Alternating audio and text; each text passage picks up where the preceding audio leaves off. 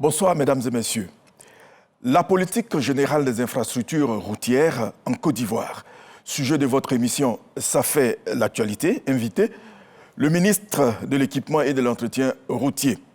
Amédée Kofi Kwaku vient faire l'état des lieux, parler du développement du réseau routier national et des grands projets initiés par l'État depuis 2011, mais aussi des sujets qui fâchent. L'on se rappelle que le Fonds d'entretien routier FER a procédé à l'ouverture du poste de péage de l'autoroute Abidjan-Grand Bassam, le péage qui divise, nous en parlerons.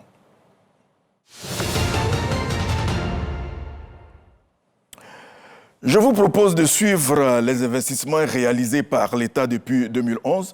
Le président Alassane Ouattara, il faut le rappeler, s'est engagé à poursuivre la construction de la Côte d'Ivoire dès son accession à la magistrature suprême. Il a dû prendre une série d'engagements lors des visites d'État dans différentes localités du pays. Au total, 6 500 km en 2011 à 7 515 km en 2020. Pour réaliser ce bond, l'État, avec l'appui de ses partenaires, a investi plus de 3 000 milliards de francs CFA. Passage en revue avec David Oyo. La route, principal mode de transport privilégié des personnes et des marchandises. Les routes ivoiriennes assurent plus de 90% le transport des personnes et des biens. Elle est prépondérante dans les échanges commerciaux des régions du pays et avec les pays voisins.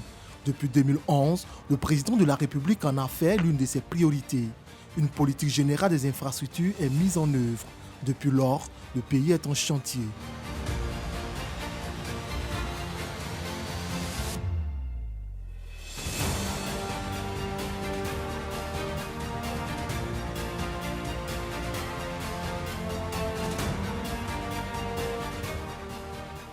Du nord au sud, de l'est à l'ouest, en passant par le centre, les routes font peau neuve. Tous les axes principaux des localités connaissent une seconde vie. De 6 500 km de routes bitumées en 2011, le réseau routier est passé à 7 515 km en 2020. Pour atteindre ce résultat, c'est une enveloppe de 3 000 milliards de francs CFA dégagée par l'État de Côte d'Ivoire avec l'appui de ses partenaires. Aujourd'hui, des autoroutes sont réalisées un peu partout. Les plus fréquentées sont celles de l'As Abidjan-Yamsokro, Yamsokro-Bouaké, Abidjan-Grand Bassam, l'autoroute de l'Est et la voie du Nord. Les voies secondaires et tertiaires sont également bitumées. De nouvelles voies sont construites et reprofilées. Les zones enclavées sont désormais connectées au réseau routier national.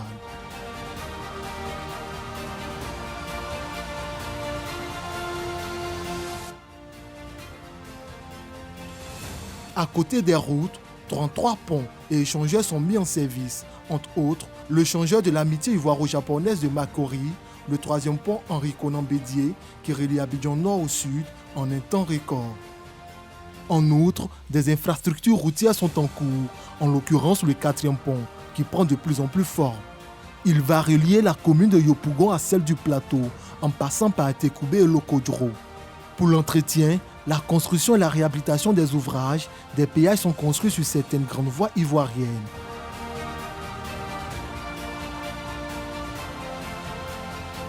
Le dernier en date est celui de l'autoroute de Grand Bassam.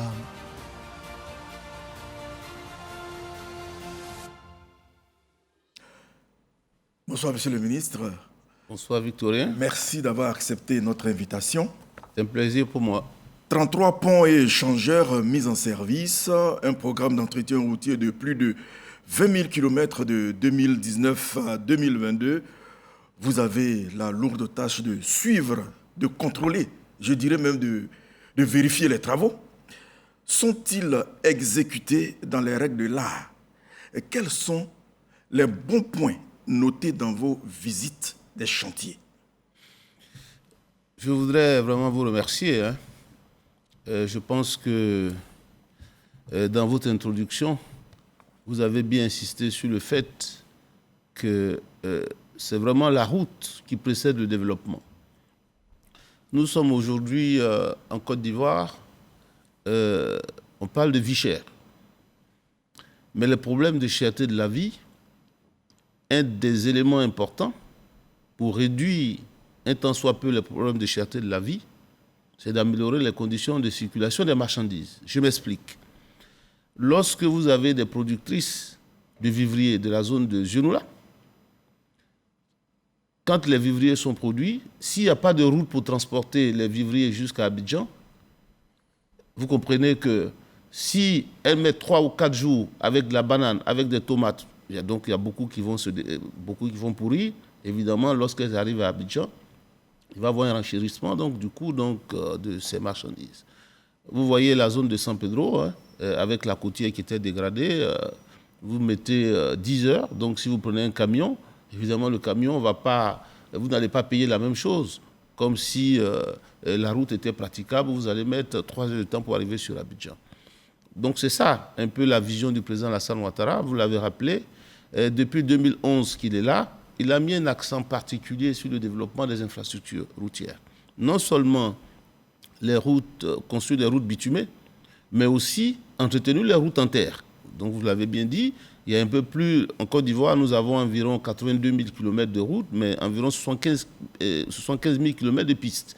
Donc ces pistes qui permettent donc d'arriver dans les plantations, d'arriver dans les zones de production agricole, aussi bien dans les plantations de cacao, d'EVA, de palmiers à huile, mais aussi dans les zones de production donc de bananes, de tomates, ainsi de suite.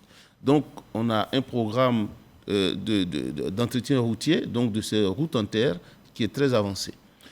Mais aussi, vous savez que lorsqu'on a une route en terre, toutes les populations, une route en terre, quand vous la reprofilez, après 1 ou 2 pluies, ces routes-là se dégradent.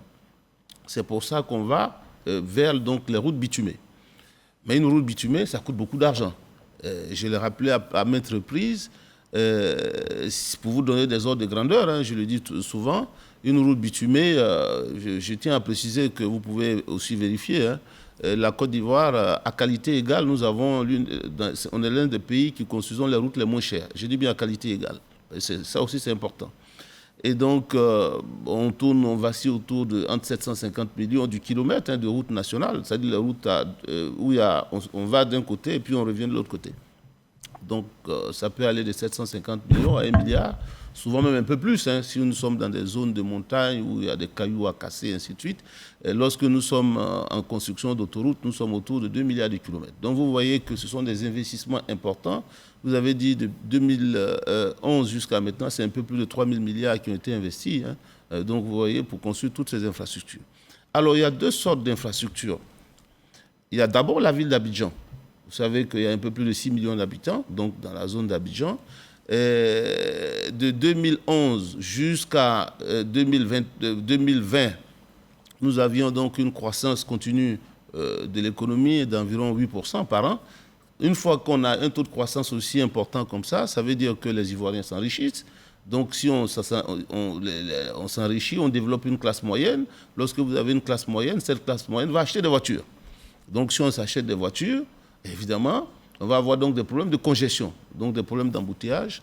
C'est pour ça qu'un certain nombre d'infrastructures ont été entreprises donc, dans la ville d'Abidjan. Oui, on va parler des infrastructures tout à l'heure. D'accord. Ça fait c'est une partie de notre sujet. Alors je demandais, vous avez l'habitude de visiter les chantiers. Oui. Est-ce que ces chantiers sont menés vraiment de façon qualitative? Alors, vous savez, nous faisons des visites de chantier, c'est vrai. Vous voyez qu'il n'y a pas longtemps, souvent on disait que les routes se dégradaient vite, mais depuis un moment, en 2017, il a plu au président de dire que désormais, une entreprise qui construit une route qui se dégrade rapidement, donc, va payer à ses frais. Donc, depuis que cette politique a été mise en œuvre, nous pensons que les travaux se réalisent correctement, parce que je vous ai donné le coût, au kilomètre de construction, une autoroute, c'est qu'on appelle 2 milliards de kilomètres. On ne va pas donc s'amuser. Donc vous êtes satisfait du travail que les entreprises mènent? Oui, bien sûr. Au niveau qualité, il n'y a aucun problème. D'accord. Alors, on va parler justement des projets. Vous m'avez défoncé. À côté de justement ce qui est fait, plusieurs sont ouverts à Abidjan, mais aussi à l'intérieur du pays. Ponts, échangeurs, interconnexion des chefs-lieux, de régions et de départements. Alors, pourquoi les travaux sont-ils exécutés concomitamment? Alors, c'est une excellente question. Je pense que on ne peut pas travailler dans une région et abandonner d'autres. Parce que les besoins des Ivoiriens, les attentes des Ivoiriens, vous l'avez rappelé, le président Alassane Ouattara a sillonné tout le pays, dans toutes les régions, et les populations donc, avaient des besoins. Parce que tout le monde veut que le goudron arrive chez lui, le bitume arrive chez lui. C'est pour ça qu'il y a un plan ambitieux donc, de construction de routes sur l'ensemble du territoire qui a été fait, aussi bien au sud, au nord, au centre, à l'est, à l'ouest. Donc il y a des chantiers qui se déroulent partout.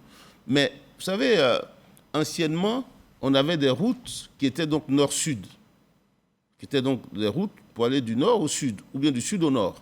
Mais on a fait beaucoup de transversales. Aujourd'hui, si vous êtes à Mankono et que vous voulez aller du côté de Bondoukou, donc vous quittez Mankono, vous arrivez à Tenengwe, Boaké, vous allez donc remonter sur Satama Sokoro, donc de l'autre côté, et puis vous arrivez à l'est. Donc nous sommes en train de faire beaucoup de routes transversales. Aujourd'hui, lorsque vous êtes à Odiéné, vous voulez aller à Ferké, ou bien vous voulez aller à Bouna, vous n'êtes plus obligé de descendre. Donc vous avez on a terminé la route Odiéné Bundiali, Bundiali, Korogo et Bitumé, Korogo, Ferké, et puis Ferké, vous allez vers Petite Nation, vous remontez donc du côté de Teini, et puis après, vous allez aller sur Bouna.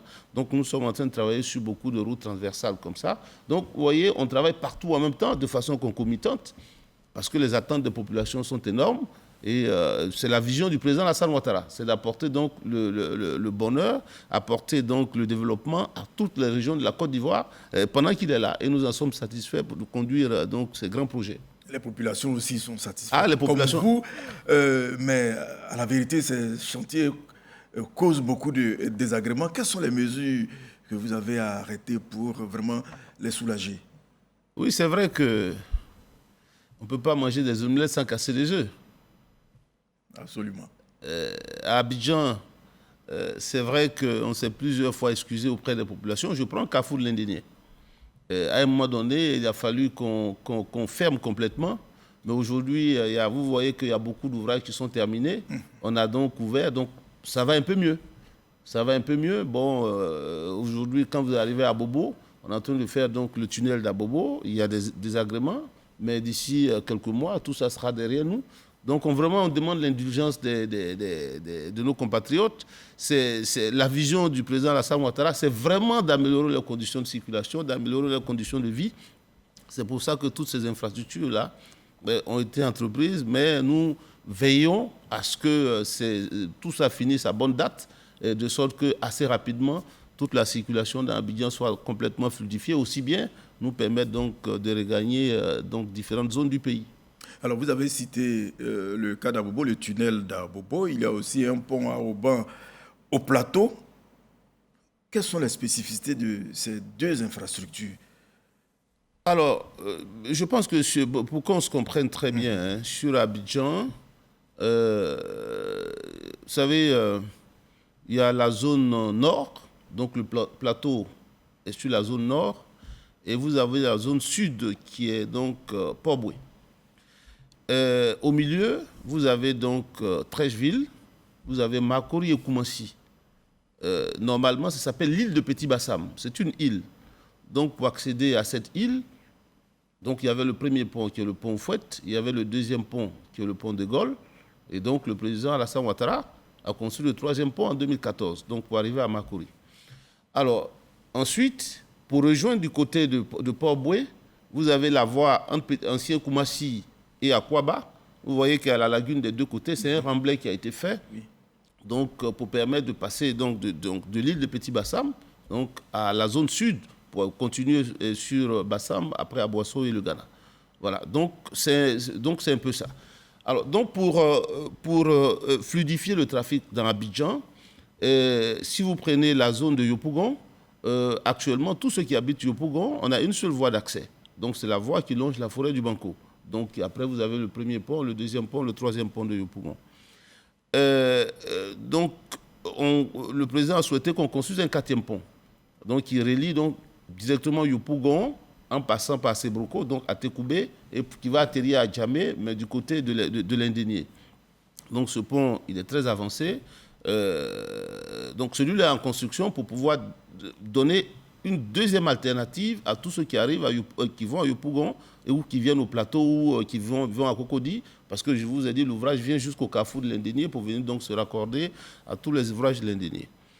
Maintenant, vous voyez que tous ceux qui sont à Cocody, qui doivent aller au plateau le matin, il y avait des problèmes d'engorgement parce que soit ils passaient par la corniche, donc ils passent en bas de la Pisame, et quand ils arrivent au niveau du carrefour de l'Indénié, soit ils remontent par les sapeurs-pompiers pour arriver vers le tour administratif, ou bien ils sont obligés d'aller tout droit jusqu'à l'ouvrage pour remonter vers AIP, donc pour aller vers le plateau.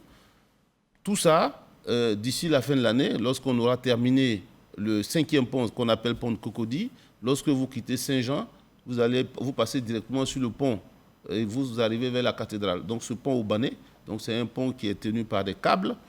Hein, Quelle est sa spécificité?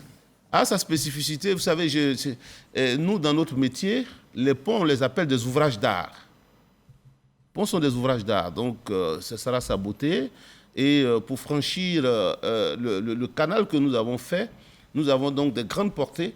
Et donc, pour éviter qu'on mette plusieurs autres appuis, la solution pour avoir des grandes portées, c'est vraiment de faire un pont avec des haubans. Donc là, comme ça, on traverse toute la zone sans mettre d'appui au niveau donc, de là où il y a le canal qui passe. Donc c'était ça, hein, ce sont des choix qui ont été faits au niveau architectural.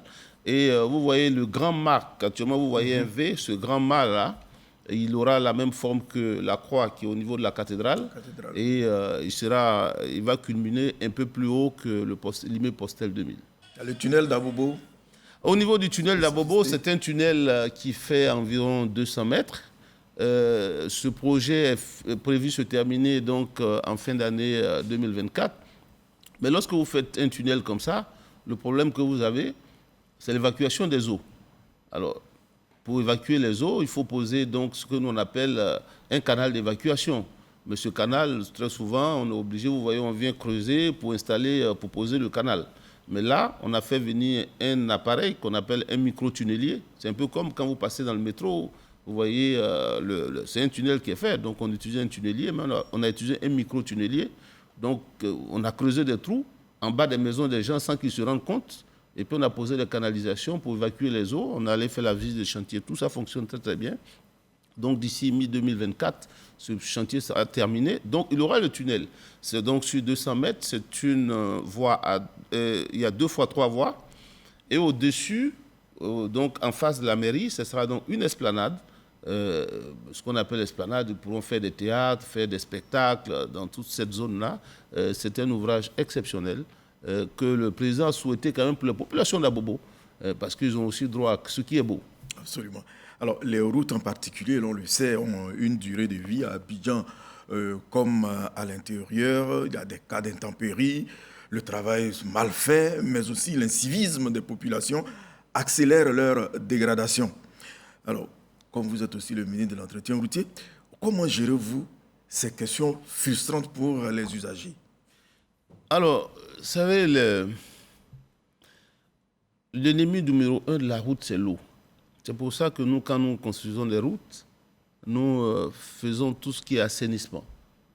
Malheureusement, nos populations, quand il commence à pleuvoir, jettent les ordures dans les caniveaux, bouchent toutes les buses. Évidemment, si l'eau reste sur la chaussée, les véhicules vont passer, ces routes-là vont se dégrader. Donc c'est ça l'incivisme. Donc nous lançons un appel aux populations pour que ces routes qui sont faites à coups de milliards, ces populations-là puissent donc s'en occuper. Voilà, c'est tout ce que nous pouvons dire. Nous veillons à la qualité donc, de construction de ces routes-là. Nous veillons à ce que ces ouvrages soient livrés à bonne date pour permettre donc à nos compatriotes, selon la vision du président Alassane Ouattara, que ces populations-là puissent donc circuler, avoir des problèmes de mobilité sans entrave donc, dans la ville d'Abidjan et aussi à l'intérieur du pays.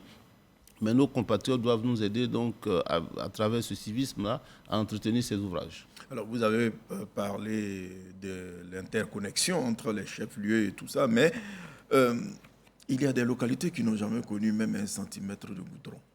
de bitume. Laquelle? Et qu'est-ce qu'on fait pour ces localités qui en demandent? Ah oui, mais ah oui, ça c'est une... j'aime bien cette question parce que vous avez à l'entame de votre présentation dit qu'en 2011, notre pays n'avait que 6500 km de routes goudronnées.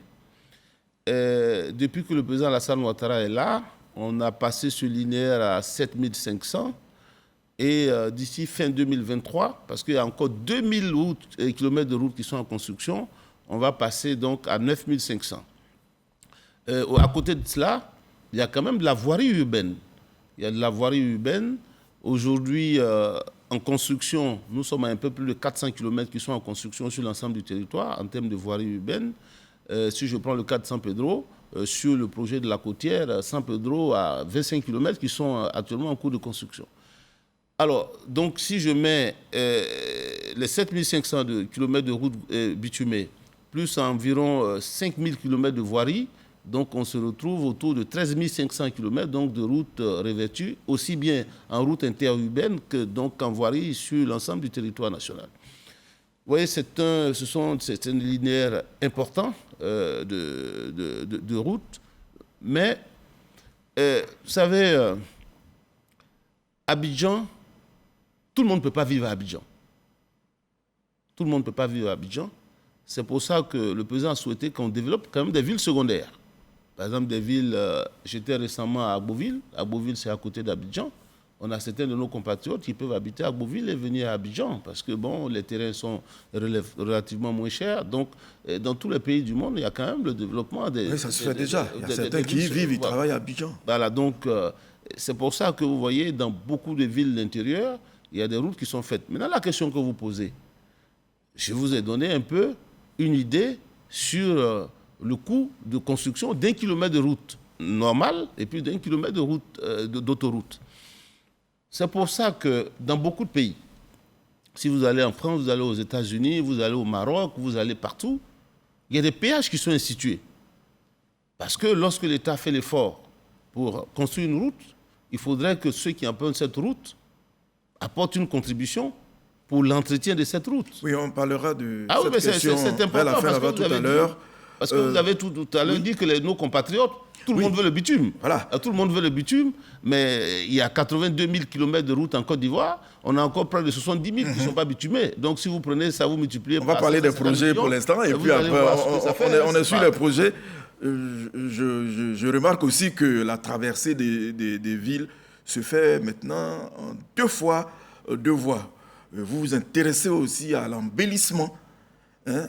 À quoi obéit un tel investissement?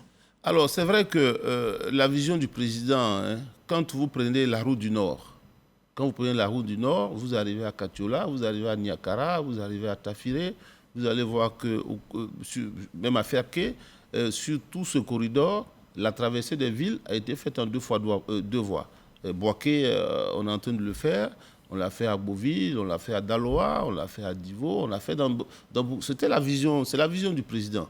Donc, c'est traversé parce que ça change quand même les villes.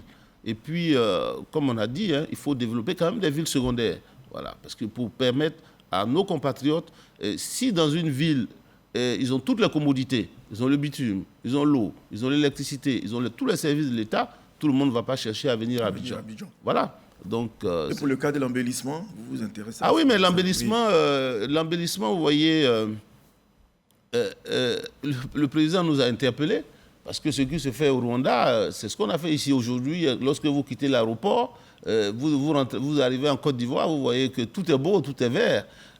Donc on a fait donc d'abord la voie de l'aéroport jusqu'à Kouaba, on a fait tout le boulevard Lagunaire, on a fait la voie qui passe devant chez vous ici, la RTI. C'est nous qui l'avons fait et je pense qu'aujourd'hui c'est très beau, mais il faut qu'on continue. Il faut qu'on continue parce qu'il y a des problèmes d'environnement. Parce que lorsqu'on rentre dans une ville, ce qui fait la coquetterie d'une ville, c'est quand la ville est verte. Et aujourd'hui, je pense qu'avec tout cet embellissement que nous avons fait, aujourd'hui la ville d'Abidjan est une ville complètement coquette. Alors, lors de ces visites, j'en avais parlé brièvement en intro, le président de la République a répondu favorablement aux doléances des populations dans certaines localités. Beaucoup de raisons ont freiné ou ralenti des travaux. Comment les choses avancent-elles aujourd'hui? Alors, c'est vrai que nous travaillons avec M. le Premier ministre. Et le président nous a donné des indications claires par rapport au département, aux capitales régionales, par rapport aux promesses qui ont été faites dans les différentes régions. Nous travaillons, donc tout ça, ça a été inscrit dans le PND 2021-2025.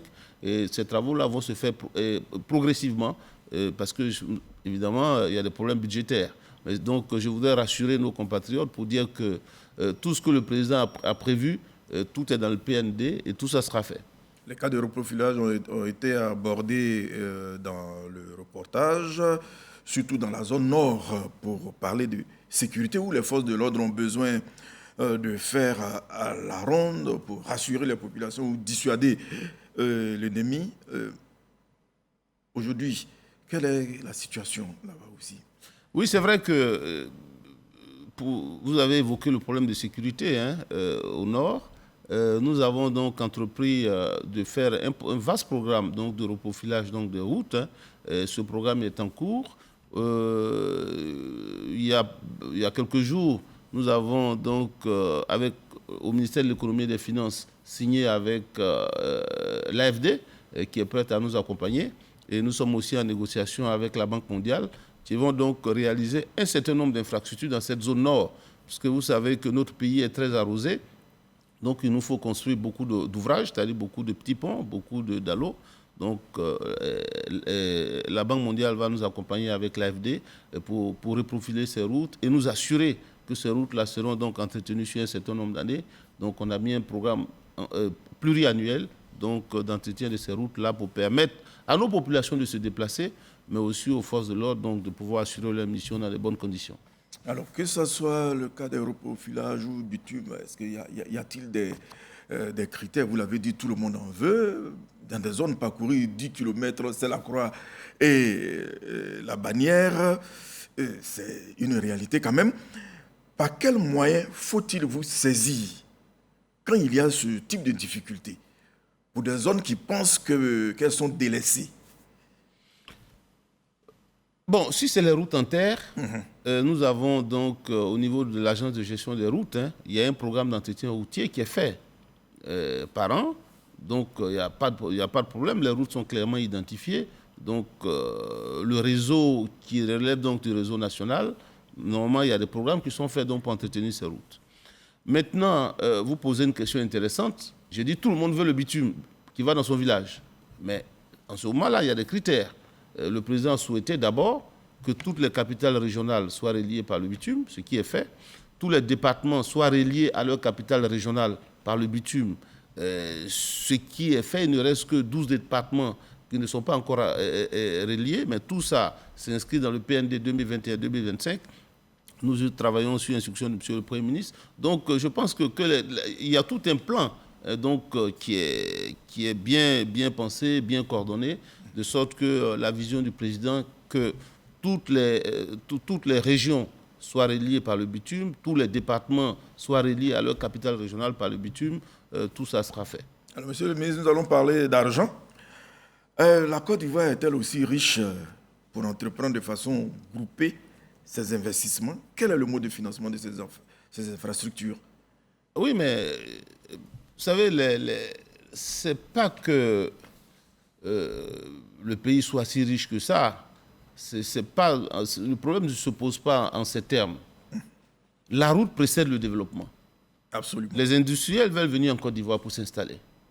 Lorsqu'un industriel s'installe dans une zone, il faudrait que l'État lui envoie l'électricité, mais il faudrait que l'État lui envoie surtout la route. Parce que si vous broyez du cacao à San Pedro et que vous n'avez pas de route pour transporter votre cacao, vous avez un problème. Je vous ai dit actuellement, il y a 2000 km de routes qui sont en construction. Vous arrivez en France, vous avez plus d'1 million de kilomètres de routes goudronnées. Vous allez au Maroc, vous avez plus de 47 000 km de routes goudronnées. Mais en Côte d'Ivoire, en interurbain, nous sommes à 7 500. En 2023, on va passer à 9 500. Mais vous voyez, on aurait bien aimé faire plus. Donc, ce qui est fait, nous pensons que ce n'est pas encore suffisant. Mais au fur et à mesure, je pense que que notre pays va continuer à travers donc, la vision du président à s'enrichir. On va donc continuer donc, à construire encore des routes pour le bonheur de nos populations. Monsieur le ministre, quel est le poids des partenaires dans ces investissements? Est-ce que nos indicateurs et puis la question sécurité les rassurent vraiment? Parce qu'on emprunte. Oui, mais... En dehors de nous, notre rapport personnel. Oui, mais je pense que je voudrais vraiment profiter de votre micro pour dire merci à tous ces partenaires techniques et financiers qui nous accompagnent au quotidien, notamment la Banque mondiale qui finance de nombreux projets, la Banque africaine de développement, la Banque islamique de développement, la BID, la BOAD, beaucoup d'autres investisseurs qui nous accompagnent vraiment dans la réalisation de nos projets. Vous savez, ces projets-là sont des projets structurants. Si vous voulez attirer des investisseurs, comme le fait le président, il faudrait donc leur donner toutes les commodités. Vous voyez, vous avez beaucoup d'industries qui sont installées, de cacao qui sont installées à San Pedro, mais il faudrait bien que le cacao puisse quitter les brousses, les plantations pour arriver à San Pedro. Mais s'il n'y a pas de route, comment vous faites? Et voilà. Aujourd'hui, lorsque vous êtes à Abidjan, que vous voulez aller à San Pedro, vous voyez tout le détour que vous êtes obligé d'aller faire. Si vous ne voulez pas emprunter la côtière, vous êtes obligé de remonter sur Divo, Gagnoa, Yabayo, Soubré, et puis vous redescendez donc sur San Pedro, mais c'est un détour où vous allez faire plus de 200 à 300 km en plus, alors que si vous prenez la côtière, vous avez une ligne droite pour y arriver. Voilà. Alors, quelle est la part de l'État dans ces investissements? Ah oui, mais... Et d'où tirez-vous les fonds? Oui, mais les fonds, ce sont les fonds de l'État. Ce sont les impôts des Ivoiriens. Voilà. La part de l'État, à peu près. Parce que les bailleurs de fonds nous appuient. Les bailleurs de fonds, ça dépend. Si je prends les derniers projets que nous sommes en train de monter, la part de l'État avec la Banque mondiale, avec l'AFD, les derniers que nous avons signés, la part de l'État autour de 20%, qui représente un peu donc, au niveau de la TVA. Si vous prenez, il y a certains projets où la banque nous demande de prendre en compte les indemnisations des populations. Lorsque vous devez faire un projet, vous devez donc faire partie des populations. Donc ça, c'est la part de l'État. Ou bien on nous demande de prendre en compte les déplacements des réseaux. C'est-à-dire s'il y avait des lignes électriques, il y avait de l'eau, des canalisations d'eau, des téléphones, il faut déplacer. Très souvent, on nous demande de prendre ça en charge. Donc, ça tourne autour de 20% des projets, mais bon, l'État fait l'effort donc de pouvoir assurer ces financements. Alors, vous parlez tantôt des péages, justement. C'est un secteur par lequel vous engrangez des fonds aussi, pour justement l'entretien et autres. C'est cela? Ah oui, mais vous savez, souvent, personnellement, il faut que je sois honnête avec vous. Personnellement, souvent, j'ai un peu mal au cœur en tant que constructeur des routes. Si vous prenez Yamoussoukro, Boisflé, 60 km, qui était complètement dégradé, qu'on a réhabilité, que le président a réhabilité. Et Boisflé, Daloa, entièrement dégradé, qui a été réhabilité. Aujourd'hui, on n'a pas encore mis de péage, on va le mettre, mais on n'a pas encore mis. Mais lorsque vous empruntez ces voies, vous voyez que les herbes ont poussé. Les canalisations que nous avons mises, les herbes ont fermé, mais aujourd'hui, les besoins sont tellement nombreux ailleurs qu'on n'a même pas de ressources. Donc, pour aller, ne serait-ce que faire cet entretien courant. S'il y avait le péage, si on avait déjà mis le péage, on avait l'obligation, parce que les gens payent pour passer, donc on allait pouvoir nettoyer cette route, l'entretenir. Parce que si on ne fait pas cet entretien courant, ces routes qu'on a dimensionnées pour 15 ans, d'ici 5-6 ans, ces routes-là vont partir. Mais est-ce qu'on va mettre autant d'argent pour voir nos routes partir? Donc, je pense que nos compatriotes doivent comprendre qu'il faut contribuer à l'entretien donc, de ces routes-là. Ce n'est pas nouveau, ça n'a pas été inventé par la Côte d'Ivoire. Vous allez aux États-Unis, il y a des péages, en France, il y a des péages. À côté de nous, tous les pays, il y a des péages. Nous sommes le pays où il y a le moins de postes de péage. On n'en a que 5. 2 sur l'autoroute du Nord, 2 sur la route d'Adzopé, en allant vers l'Est, et puis celui qu'on vient d'ouvrir récemment sur le corridor Abidjan-Lagos. Donc ce n'est pas l'autoroute de Bassam, hein.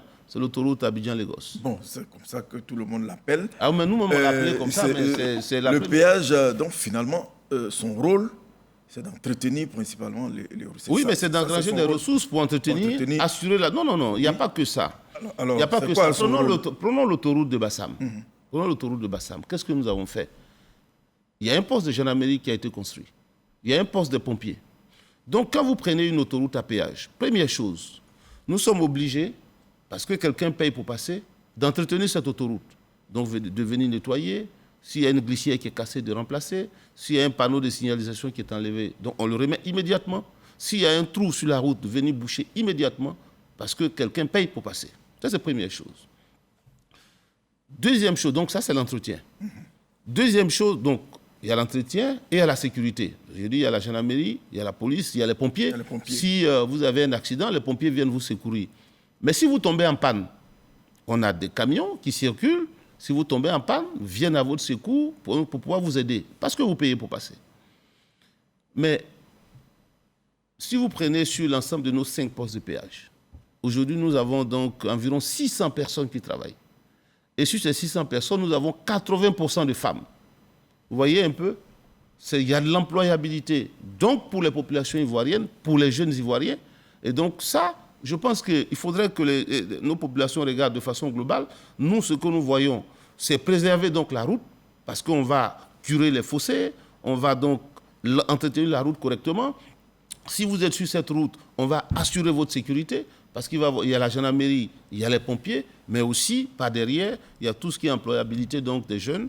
Et nous en sommes ravis. C'est ce qui se fait partout ailleurs. Ce n'est pas une invention de la Côte d'Ivoire. Oui, mais c'est vrai, ce n'est pas nouveau. Vous avez cité l'autoroute du Nord, la route d'Axopé, mais pourquoi Bassam pose problème? Ce n'est pas nouveau pour les usagers. Non, Bassam ne pose pas de problème parce que les gens n'ont pas bien compris. Les gens ont pensé que c'est une autoroute pour aller à Bassam. Ce n'est pas une autoroute pour aller à Bassam. Mais oui, mais on passe par Bassam, monsieur le ministre. Non, mais il y a l'ancienne route que le président a demandé qu'on réhabilite. L'ancienne route a été réhabilitée pour ceux qui veulent aller uniquement qu'à Bassam.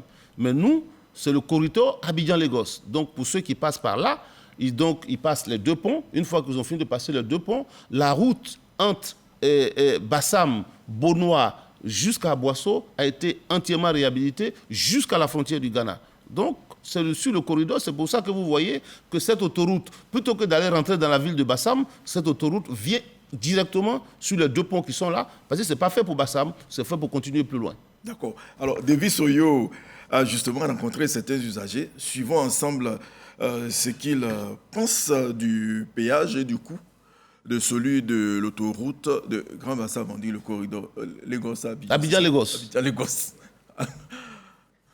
Le péage mérite d'exister. Nous sommes d'accord pour l'entretien du péage, mais c'est le coût qui est élevé. Fixer un prix à hauteur de 1000 francs pour les petits engins, on trouve ça quand même élevé. Parce que pour aller à Beauville, je pense qu'on paye 500 francs. Pour utiliser le pont Henri Konan Bédier, on paye 500 francs CFA. Donc on trouve que l'État doit revoir ça à la baisse. On peut comprendre un peu pour le pont de HKB qui est 500, mais ça, 1000 francs là, c'est trop. Parce qu'il doit soustraire le prix du carburant dedans. Sachant que toujours quand on se réveille, le carburant augmente. En tout cas, c'est trop, qu'il diminue un peu. S'il peut mettre ça à 500 comme pour péage de HKB là, en tout cas, ça serait bon. Le pont à péage, il est beau. Il est beau, mais il est un peu cher. Quand vous voyez les villes qui sont à côté, Bassam, Bonois, à côté à Boisseau, ce sont des personnes qui travaillent là-bas, qui quittent là-bas, qui viennent travailler à Abidjan. Non, ça serait un peu compliqué pour eux. On voit au moins 200 francs, vous comptez 200 francs sur le transport. Sur le transport, vraiment, c'est un coût très énorme chaque fin du mois.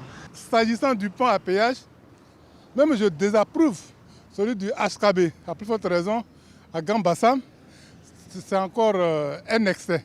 Non, il doit exister, mais il ne doit pas être payant à l'intérieur de la ville. Ce n'est pas normal. Parce que si on veut faire le péage, je crois qu'il faut situer ça quelque part. Si c'est sur cette voie internationale, à Boisseau, oui, quelque part là-bas, oui. Mais à Bassam, ça c'est la ville et je pense que ce n'est pas bien. Au niveau du gasoil, du pétrole, tout est en train d'augmenter. Et puis le pont à péage maintenant vient à 1000 francs. Et ça va augmenter le coût du transport. Voilà. Maintenant que le pont à péage vient à 1000 francs, les chauffeurs aussi vont vouloir augmenter le transport.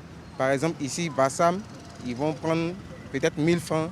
Le prix initial, c'est 500 francs. Ça peut passer à 1000 francs, puisque le pétrole, le gazole, tout ça, ça a augmenté. Et le pont à péage encore vient s'ajouter. 500 francs pour le pont de Bassam et plus en aval. C'est-à-dire que devant, pour ceux qui vont à Noé, par exemple, après à Boisseau, on peut mettre un autre péage pour ceux qui sortent aller à l'international. D'un côté, c'est quand même un peu exorbitant. Et puis de l'autre côté, bon, ceux qui ont fait ce péage peuvent peut-être alors nous expliquer. Vous avez vu, monsieur le ministre, personne n'est contre. Les gens estiment que le coût est excessif à Bassam. C'est tout. Oui, non, mais nous avons bien noté les préoccupations de nos compatriotes. On voudrait vraiment les remercier du fait que le péage, ils acceptent le péage. Les Ivoiriens acceptent le péage. Et vous allez, comme je dis, dans des pays qui sont voisins à nous, vous avez 30 postes de péage sur l'ensemble du territoire. La Côte d'Ivoire n'en a que 5. Mais vous avez, au cours de cet échange, vous avez insisté sur le fait que nos compatriotes ont besoin de routes bitumées pour aller chez elles. Et ces routes-là, le président fait l'effort donc de les réaliser. Cette autoroute Abidjan-Lagos, vous voyez que c'est une autoroute à 2 fois 3 voies. Ça a été donc une décision des chefs d'État pour faire cette autoroute, mais qui doit être en 2 fois 3 voies. Donc c'est une voie donc internationale, mais qui passe par Bassam. Mais nous avons écouté tous nos compatriotes qui sont intervenus tout à l'heure. Mais j'ai dit, Bassam, encore, on a la chance. Parce que là, c'est l'autoroute Abidjan-Lagos. Ce n'est pas l'autoroute pour aller à Bassam. Donc pour ceux qui ont des contraintes, peuvent passer donc par l'ancienne voie. Mais j'ai écouté beaucoup de discours, ils ont dit le pont de Bassam. Ce n'est pas le pont de Bassam, c'est une autoroute, ce n'est pas un pont. Donc on ne peut pas comparer le pont HKB et une autoroute 2 fois 3 voies. Ce n'est pas la même chose, donc ce n'est pas un pont. Donc je voudrais vraiment rassurer nos compatriotes pour dire que c'est une autoroute, ce n'est pas un pont. Ça, c'est la première des choses. Maintenant, ils ont pris l'exemple de la route de l'Est, le péage de Thomaset, c'est 500. Mais vous voyez que cette route, ce n'est pas une autoroute, c'est une route nationale. Donc une route nationale et puis une autoroute, ce n'est pas la même chose. Donc on ne peut pas payer 500 francs sur une route nationale et puis aller payer 500 francs sur une autoroute. Donc il faut que les populations comprennent. Nous comprenons très bien leurs préoccupations, mais je pense que la chance qu'on a sur cet itinéraire, c'est qu'il y a une voie alternative, mais il y a un service donc, qui est apporté. Et je pense que c'est ça qu'il faut regarder. Non seulement il y a l'employabilité au niveau donc, des jeunes, notamment des femmes qui vont travailler là-bas, il y a tout le confort que nous allons apporter à ceux qui vont emprunter donc, cette autoroute, donc, qui va se poursuivre plus tard sur Lagos. Voilà.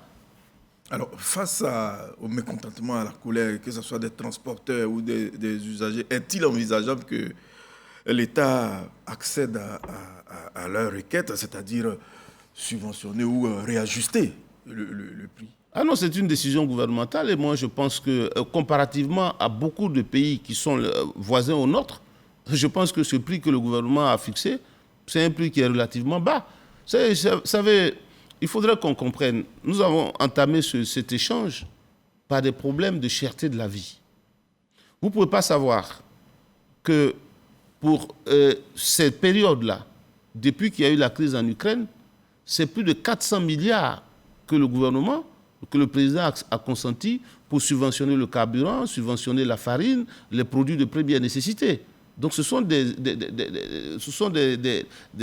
efforts importants qui sont faits. Vous arrivez au Sénégal aujourd'hui, le prix du carburant, ce n'est pas la même chose qu'en Côte d'Ivoire. Vous allez dans tous les pays qui nous entourent, on a des taux d'inflation, c'est-à-dire le prix qui augmente. Vous allez-y, dans des pays voisins où l'inflation atteint près de 23%. Mais en Côte d'Ivoire, l'inflation est contenue autour de 5%. Donc ça aussi, il faudrait que nos compatriotes le comprennent. Et si on ne fait pas de route, je l'ai dit, si on ne fait pas de route, le coût du transport donc, va aller donc, à la hausse. Évidemment, si le coût du transport va à la hausse, les produits qui vont arriver sur les marchés vont aller aussi à la hausse. Parce qu'une dame qui loue un camion, au lieu de faire une journée pour que le camion arrive à Abidjan, si le camion passe 2 jours sur la route, évidemment, la dame va être facturée 2 fois plus. Et donc, si elle est facturée 2 fois plus, en plus, ces produits sont des produits périssables. Donc, le prix des marchandises sur les marchés donc, seront élevés. Donc, ce que nous faisons à travers donc le développement, non seulement le reprofilage des routes en terre, et aussi de la construction de toutes ces routes dans le programme que le président a initié. C'est vraiment pour faciliter les échanges, faciliter le déplacement aussi bien des personnes que des biens. Mais sur l'autoroute, pour en revenir donc sur l'autoroute Abidjan-Grand Bassam, qui est longue, je le répète, l'autoroute internationale Abidjan-Lagos, donc sur cette autoroute-là, évidemment, je pense qu'il y a une alternative, c'est une décision gouvernementale, et aujourd'hui, je pense que beaucoup de nos compatriotes le comprennent, et c'est une autoroute, je peux vous rassurer, qui est parfaitement empruntée par nos compatriotes. D'autres postes jusqu'à la frontière? Lorsqu'on va poursuivre l'autoroute, je pense que peut-être qu'il y aura un autre, mais pour l'instant, on ne l'a pas encore positionné. Alors, il y a aussi la question de la monnaie. Au poste, il y a des billets qui sont refusés. Non, on ne refuse pas de billets. Il faut que vous compreniez. Expliquez-nous. C'est qu'on a certains de nos compatriotes qui pensent que comme au poste de péage, on peut faire la monnaie. Donc, pour payer 1000 francs, il envoie 10 000. Bon, au moins, il est sûr qu'il va avoir sa monnaie de 9 000. C'est pour ça que nous avons simplement limité. Quand vous avez sur le poste d'Atenguier, pour les petites voitures, 1250, et que vous avez 3, 4, 5, 10 personnes dans la journée qui donnent, pour 1250, qui donnent 10 000 francs, vous comprenez que ça devient donc intenable. À un moment donné, on n'a plus de monnaie. Donc, on est souvent obligé d'aller dans les lieux de culte. Et Madame le DG du fait est obligée d'aller dans les lieux de culte pour aller chercher de la petite monnaie. C'est pour ça que nous avons limité. Ça se fait aussi sur le pont HKB. HKB, oui. Voilà, donc c'est exactement la même chose. Donc, ce n'est pas que nous voudrions donc refuser un certain nombre de billets, mais c'est simplement parce qu'il y a eu une dérive de certains de nos compatriotes que nous étions obligés donc de prendre une telle décision. Alors, Monsieur le ministre, quelles sont les prévisions pour les différentes catégories de routes ici à Abidjan et sur toute l'étendue du territoire en termes de distance et de coût? Les prévisions. Prévisions par rapport à quoi? Je n'ai pas bien compris. L'avenir, je veux dire. Non. Aujourd'hui, ce qui est en termes d'investissement. Ce qui est important, il y a les grands corridors. Donc, tout à l'heure, on a parlé d'Abidjan-Lagos. Donc Abidjan-Lagos et Abidjan vers la frontière du Ghana. Donc, il faut faire une autoroute. Donc, c'est essentiel. Du côté de l'ouest, donc Abidjan-San Pedro pour poursuivre sur Tabou, donc pour nous raccorder au Libéria, il faut donc une autoroute. Aujourd'hui, on a conçu l'autoroute du Nord, donc qui va nous permettre de nous raccorder au Burkina Faso. On a eu donc Abidjan jusqu'à Yamoussoukro, terminé. Nous sommes en train de finir Yamoussoukro-Tiébissou, terminé à 98%.